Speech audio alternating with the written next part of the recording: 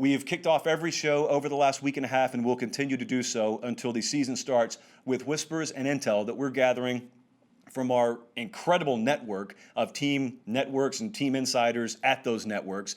And basically what I want to know is dive beyond the headlines out there and let's talk about what really matters. I mean, a lot of you are hardcore college football fans. So, if you're working a 9-to-5 job and you don't have time to keep up with all this, what's the stuff you need to know? That's what we're trying to do to kick off every show this time of year. So let's start at LSU. Eric Gilbert is a guy very high profile. It was a high profile recruitment. It surprised me and a lot of other people when this guy did not end up at Alabama. And if not Alabama, he didn't end up at Georgia. This is a 5-star tight end, at least by classification. He looks like he could play anywhere he wanted to on a football field out of the Marietta, Georgia area. So it's kind of near Atlanta for those unfamiliar. And so he has enrolled at LSU. This is a guy who's going to be, and was always thought to be, an instant impact true freshman guy. I am of the belief, after listening to folks out of LSU, Shea Dixon and the guys at Go 24/7 and talking to some folks close to that program, as much as we were talking about Derek Stingley last year, who lived up to his billing and then some, as much as we were talking about Stingley on their defense last year and the instant impact he was going to have, Eric Gilbert is this year's Derek Stingley. He just happens to play on the other side of the ball in a different position. This is a guy that the moment he stepped on campus was the best tight end they had on that team, and it was a guy who immediately gave them the opportunity to continue to progress in what they wanted their offense to be the moment they hired Joe Brady and the moment that Ed Orgeron hit the shift button. And that is an offense that, to really break it down, just doesn't have to substitute a whole lot. You got guys on the field that you can bring in tight and you can go power, and then you can split them out wide and you can run full spread concepts. That's what they could do last year. That's what they want to be able to do now and in the future, and a guy like this provides you that ability. And I'm not telling you that there's ever a slam dunk. Like, there's no sure thing, but as close to a sure thing as you get, Eric Gilbert is. So it's not going to take to week 5 or week 6. Eric Gilbert, instant impact guy at LSU. And how great does it feel if you're an LSU fan or you're just an observer of LSU football? It used to be that they brought in a lot of 5-star receiver talent, but it never scared you. If you had to play LSU, it never scared you because you knew what offensive system, or lack thereof, they were plugging that talent into.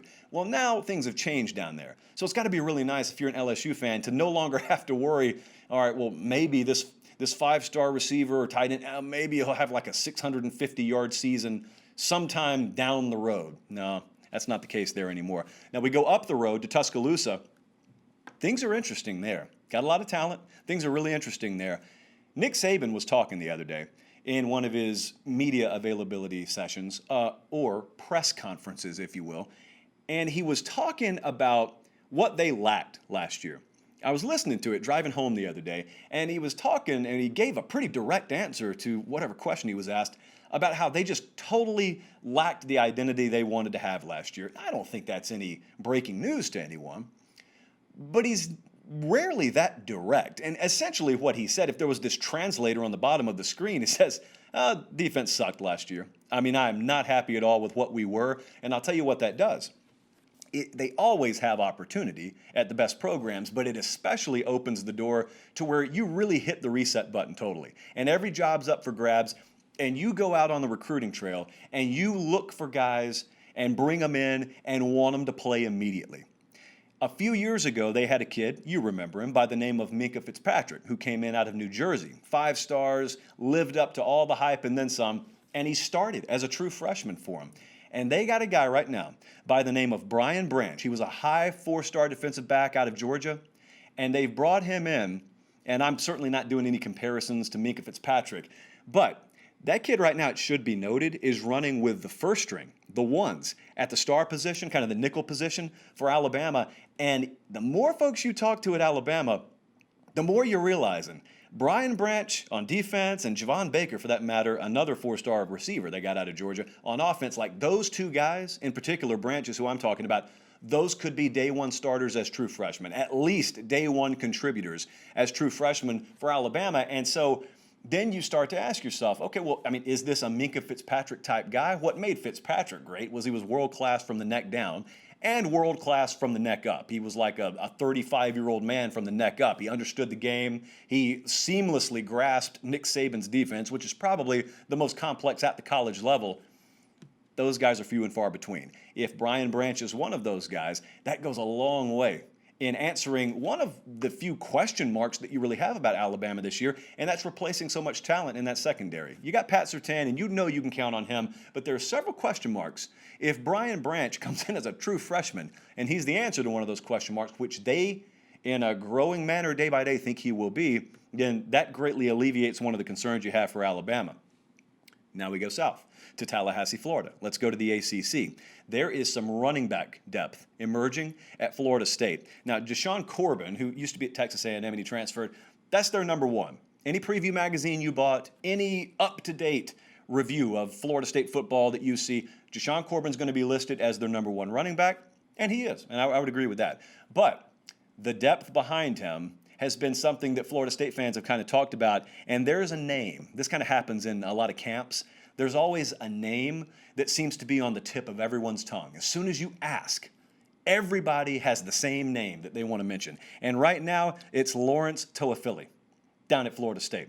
He's a true freshman. He's a running back. Mike Norvell loves him. Everyone loves him. Versatility, really, he's got a very, very good skill set for what they want to do. Let's just say it that way. So we're going to enter week 1, week 2, week 3, and Jashaun Corbin's going to be the guy there. But what Toafili is going to give them is, first off, he's going to give them depth. He's going to give them versatility.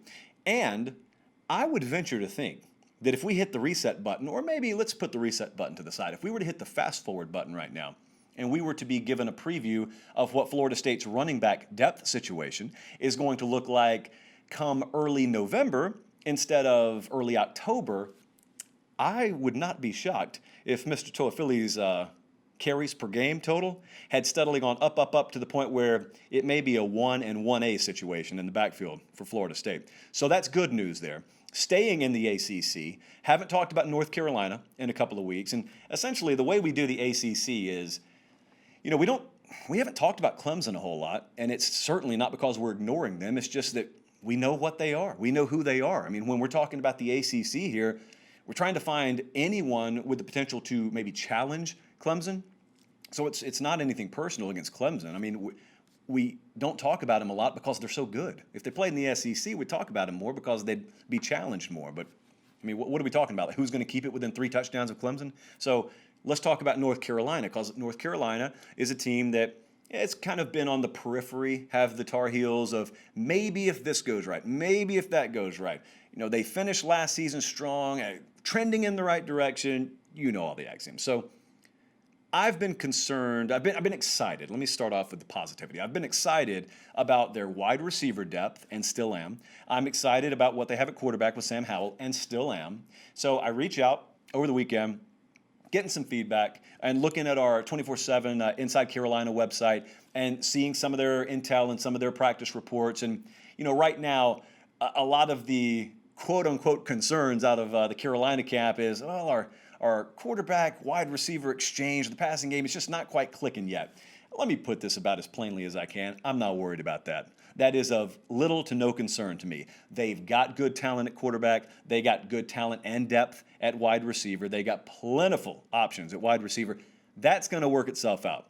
Here's what catches my ear and what catches my eye. When I hear Mac Brown saying things like, we only got about 6 that we trust on the offensive line right now, that's not enough.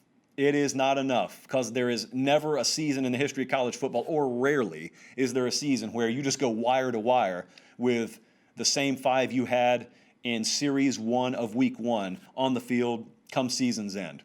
You only got 6. Your head coach is telling you you only got 6 that you feel comfortable going to war with. Got to have more. So they got to build depth there. And here's the other problem. The other problem is on the opposite line of scrimmage. Defensive line, they know that they're too thin there. And they're trying to kind of manage repetition right now because the few guys that they know they can depend on, they don't want to wear out in camp. And so they're having some issues there too, which ultimately, you know, kind of leads me to understand, and probably leads you to understand, why we've been excited about North Carolina, but to this point, it's been kind of hard to endorse them as a serious contender if your 2 biggest question marks, or 2 of your biggest question mark units, are offensive line, defensive line. They may be playing this sport in the year 3000, but line of scrimmage is always going to be the name of the game in the sport of football. So if you got questions there, we've got to hold off on you a little bit. Still excited to watch them. And then we go back to Texas. Texas defense. Talked about it last show, talked about it show before last, and I continue to talk about it again. The only thing that I can say about the returns that we're getting out of Austin in regard to Texas defense is just show me at this point. The reviews could not be any more glowing. Yeah, I mean, maybe you want a couple of more pass rushers to emerge, but by and large, no Longhorn fan is upset with what they are hearing and or seeing out of camp right now regarding the Texas defense. So at this point, it's just show me. Like, I want on-field, in-season validation of something that we haven't seen at Texas in quite a long time, and that would be a truly dominant defense. Defensive line depth, we talked about it. I'm not going to beat that dead horse. It's excellent. They are extremely deep there. It's one of the deepest units in the entire country, any position. There is excellent competition at defensive back at Texas right now. You got, and this is great to see, like this happens at Bama, happens at Georgia, Ohio State, Clemson. You got guys who may start 1 year, who return and still find themselves in danger of getting bypassed on the depth chart. They're not injured. They don't have emotional problems. It's just that's how good the competition level is at the position. That's what's happening in the defensive backfield at Texas right now. That's a really good thing.